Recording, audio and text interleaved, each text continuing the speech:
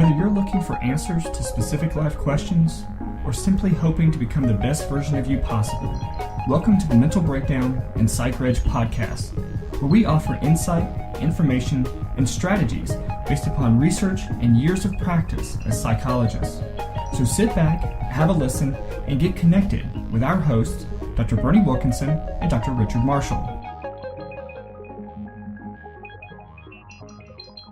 Welcome back.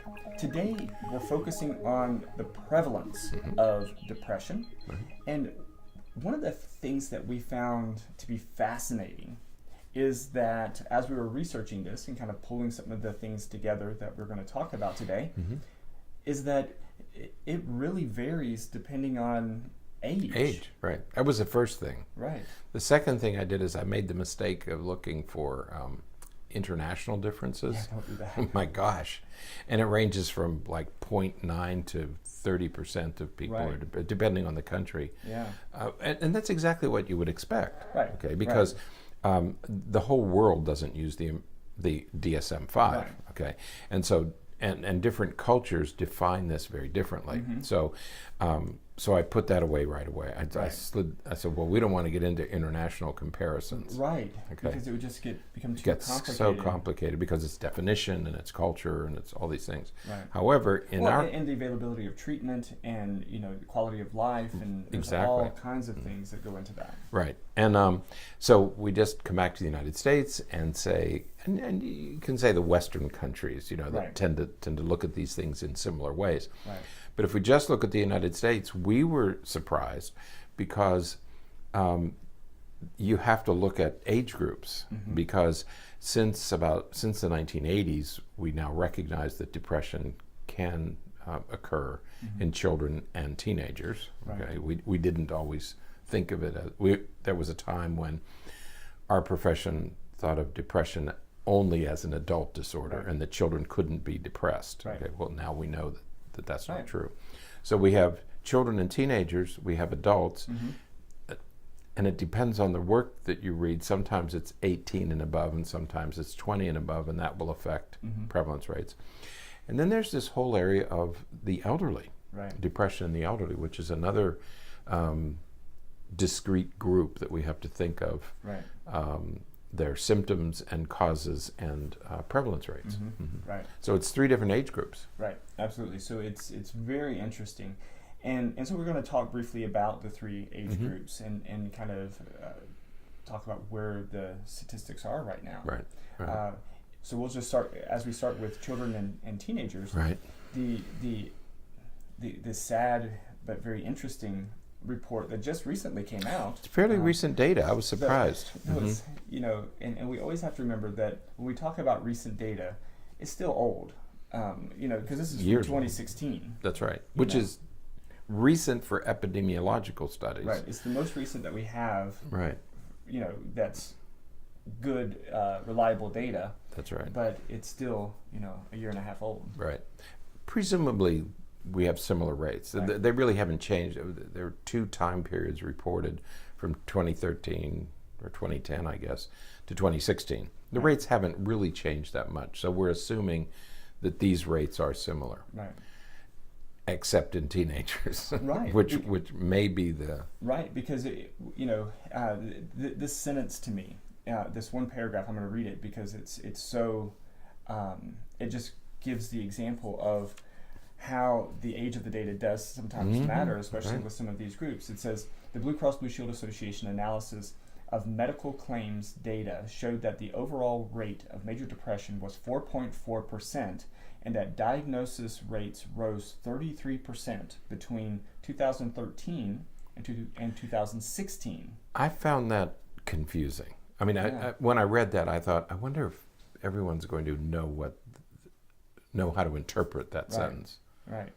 And then it goes on to say those rates increased 63% among teens and 47% among millennials. Right. So what we're saying here is that during those 3 years, the rate, the prevalence of a diagnosis of depression had a major increase. Jumped. We had a significant increase in the number of diagnoses made in those 3 years over the course of those 3 years, and that's very concerning. But it says, what's the overall rate? 4.4%.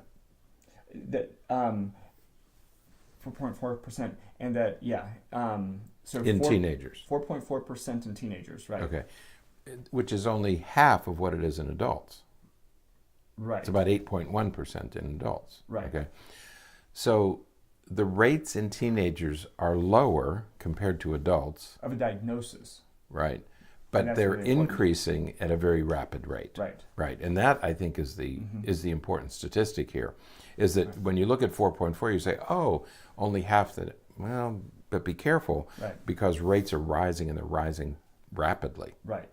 And it is important to differentiate the diagnosis, that it's the diagnosis, not the actual presence of depression, because there's a, that's right. It's very difficult to predict this. Clarify that, though. Right. Because there are a lot of teenagers who are depressed, who don't see anybody, who are never treated by a physician or a psychologist or a therapist or anything, so they never receive the diagnosis. Right. And this is data from Blue Cross Blue Shield, so that's only one insurance company that's providing this data. Right. But it still demonstrates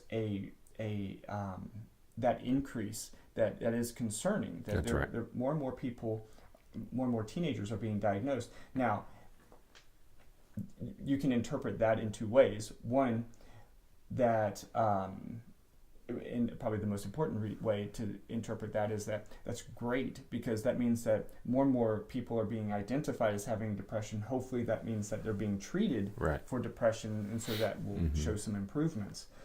But it really does make you pause for a moment to try to think about, if that rate continued, here we are 2 years after that, we could be at another 6%. Right. We have 6 or 7% now. Right. And the important distinction is that you can be depressed but not have a diagnosis of depression. And remember, we're talking about data from an insurance company where if the box isn't checked, they're not going to be counted. Right. Doesn't mean they don't have depression. Right.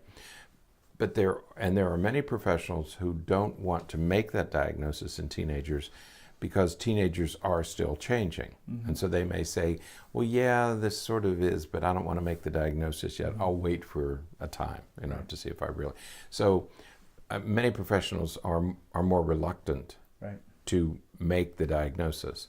So, but we do see this increase, and the increase is alarming. Right. I mean, when you think of 30 or 40%. And also, interestingly, it's higher in millennials than it is in,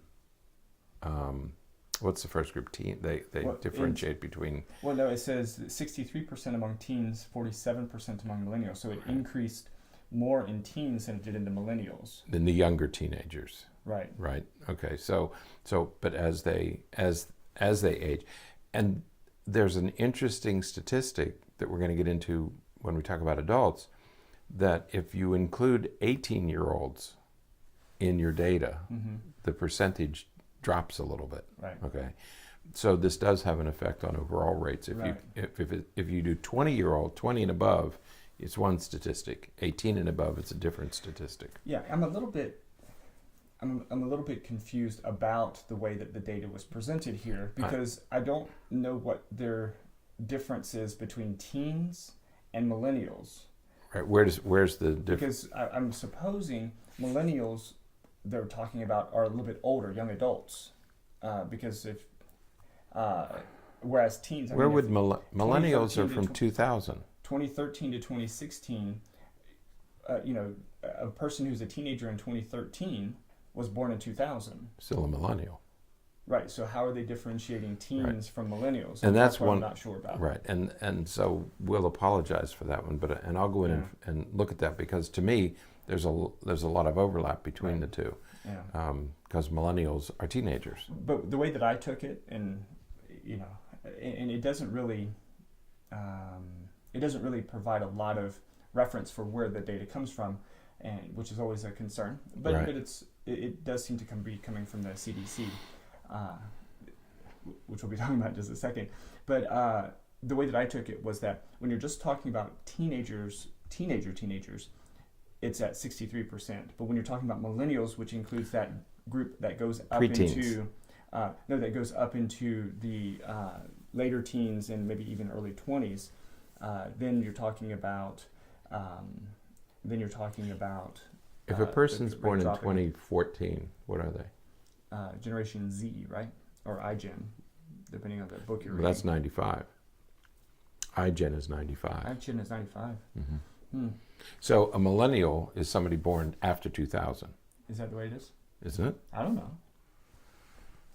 You should have looked this up before we started this podcast. I apologize.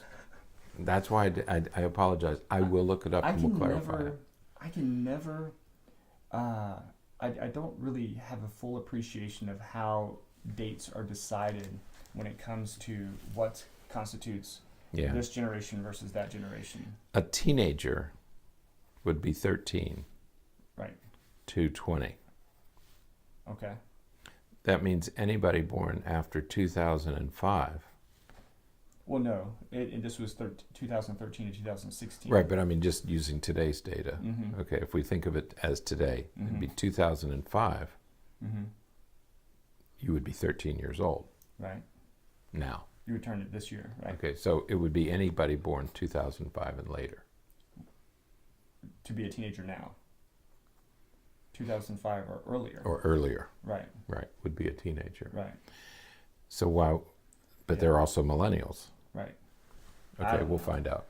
I don't know. We will check with the CDC and we will find out. But this is recent data that suggests, again, that significant increase Right. in prevalence. And you know, let's be honest, whether you're talking about teens, millennials, or however you're going to choose to differentiate that, an increase of 47% and Is a nearly sig- 50% is a major Yeah, increase. when you're double, So almost. no Yeah. matter how you're dividing those Mhm. age groups, that's really significant. And of course, before we leave this topic, people will say, well, why is it increasing? And Right. so the first thing, what is everybody going to say? Well, Because of electronics. right. Right. Okay, so we will get into that Right. another time. We have another podcast scheduled for this week all about causes Causes, of right. depression. So we'll talk about that. We will be addressing that issue. Right. So, Now, we're going to shift to a second article from the CDC. Right. And this one is talking about adults. Adults, right. So 20 years of age and older. 20 and up. 20 Right. and up. Mhm. And so what we have here, again, is a bit of an increase recently in the prevalence of depression, but not nearly as significant. Right. But about 8%, 8.1%, according to the 2013 to 2016 data, of American adults are depressed. Mhm. And there's a sex difference, Right. always. Right. Okay. Where women are about 10% of women versus only about 5% of men. And again, Why? why? Right? But Women are much more likely to talk about those things than men. women will get treatment. Right. Men, I was just the shorthand we always said was that women go to doctors and men go to bars. Right. Okay, Mm-hmm. men don't want to think of themselves as being depressed, and don't seek treatment, so Right. they don't get counted. Right. When we talk about the Blue Cross Blue Shield study, the only way you can be counted is if you went in for the appointment. So if you're not going in to see somebody, you're not going to be counted. So I don't think anybody believes that women have higher rates of depression than men. That Women number. are diagnosed at higher rates Right. only because they're talking about it and Right. and seeking treatment. And I think that we have to be honest that I'm sure that in the professional community, people making the diagnosis, they're much more likely to make that diagnosis in women than they are in men. Where they'll see a man who's maybe a little bit down or withdrawn, and they will label it as one thing. But if they see a woman who is experiencing the same symptoms, they may be more likely to, because it's completely wrong to characterize some of these symptoms in this way, but I think that there is a maybe say cultural. We have a history of identifying and thinking about women more emotionally than we think of men. We think men as more behavioral and women as more emotional. there is such an overlap between those two things that you can't take them apart. But when you look at diagnoses across the board, anything that's internalized, anxiety, depression, those kinds of things, there's always a higher rate in women than there are in men. Right. And externalizing things, there's always a significant increase or significant higher rate in men than there is in women. Right. ADHD, for example. We know that the rates really aren't that different between boys and girls, but boys are much more likely to get that diagnosis. Well, because boys tend to externalize their symptoms and Right. girls tend to internalize their Right. symptoms. But yeah, you're right, there's a cultural bias. Right. Going back to Freud. Right. I mean, Mm-hmm. hysteria, Right. not an accidental name. Right. And so we tend to view women as being more emotional. But that's a cultural bias. Right. It's nothing to do with science. Right. Right. Absolutely. Okay. So we do have, again, it's pretty prevalent overall. Depression is pretty prevalent, and I think that the actual rates, if we started to balance things out, is you're talking about somewhere between 8 and 10% Right. of the population. Right. Adult population probably struggles with depression. Right. Yeah, and the rates are probably similar in men and women. Right. I think you always have to remember that there's more variability. There's more variability in a group of men Right. than there is between a group of men and a group of women. Right.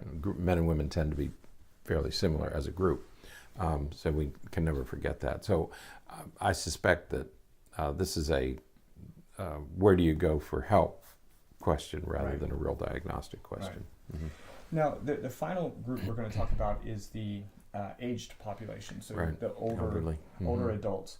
And again, the data is really, really interesting. Right. And this is another site from a page from the CDC. And it says that there's a section that says how many older adults are depressed. And so that what they wrote here is the good news is that the majority of older adults are not depressed. Now, that wording is very important because the majority are not depressed, which just basically means more than 50%. Right.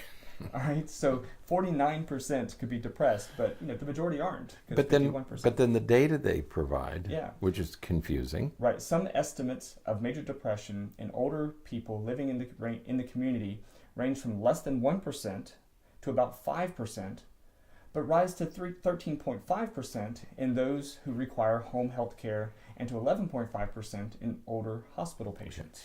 I think That- CDC does a pretty good job. Yeah, that's muddy. No, this doesn't make any sense to me because there's no reason to believe. Nobody can convince me. No, I better not say it that way Yeah, but not. because That's a challenge. I can't believe that the elderly have lower rates of depression than adults. Right. Than other adults. Right. I mean, if it's 8% in adults, how can it be 1% in the elderly? If Right. anything, the rates should increase in the elderly. Right. Okay. Well, because as we'll talk about later, the elderly is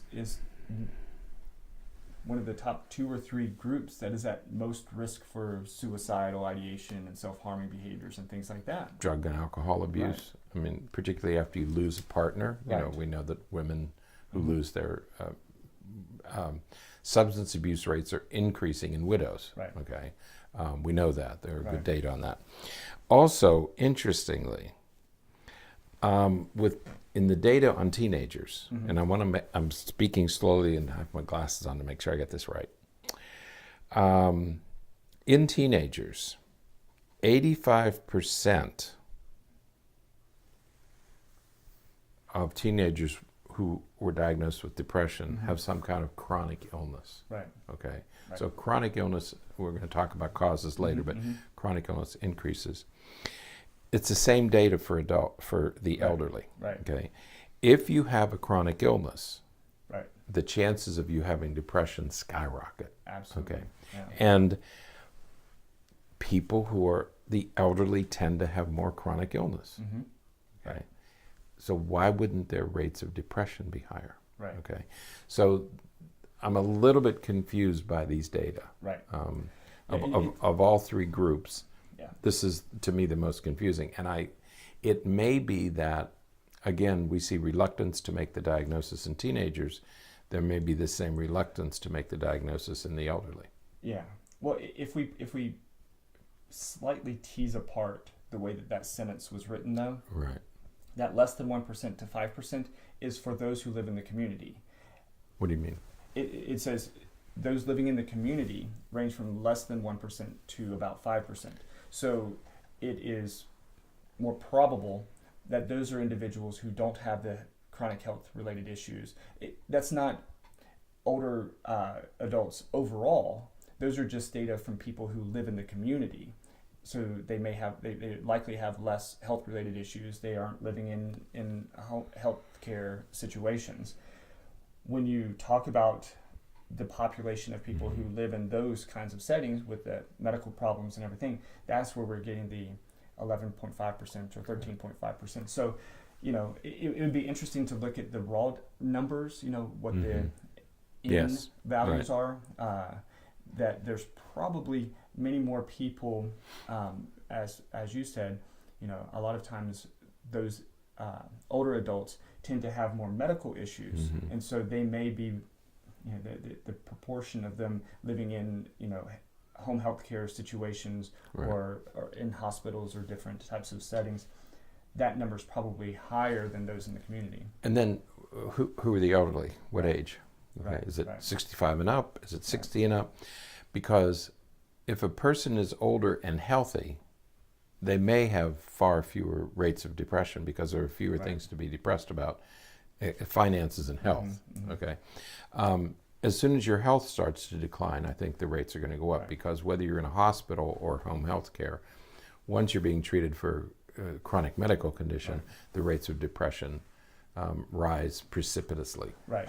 Yeah, because in the section above, it says 80% of older adults have at least one chronic health condition, and right. 50% of them have two or more. That's right. And so that is a significant portion of that population right. that has exactly those kinds of issues. So that's where those are different. But so the bottom line is, we're talking about teens and kids that have, depression rates at about 4.5% or so. 5%. But that growth curve is really spiking. It's really right. increasing pretty rapidly.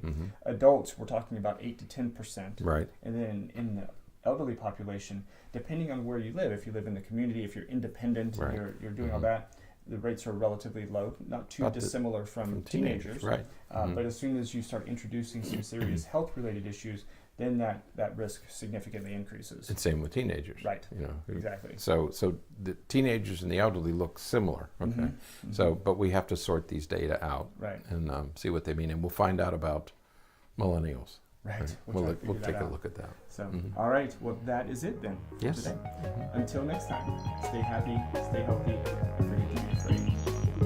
Thanks for sharing this episode of the Mental Breakdown and Psychreg podcast. Be sure to check out the show notes for links to follow us on Twitter and subscribe to our YouTube channel, where you will find all of our previous podcasts and much more. We would be honored if you would become a patron through patreon.com, where any donation you can manage will go to the development and creation of more content. Just visit patreon.com/thementalbreakdown for more information. Thanks again for listening. Have an awesome day, and we look forward to being back in your feed tomorrow morning.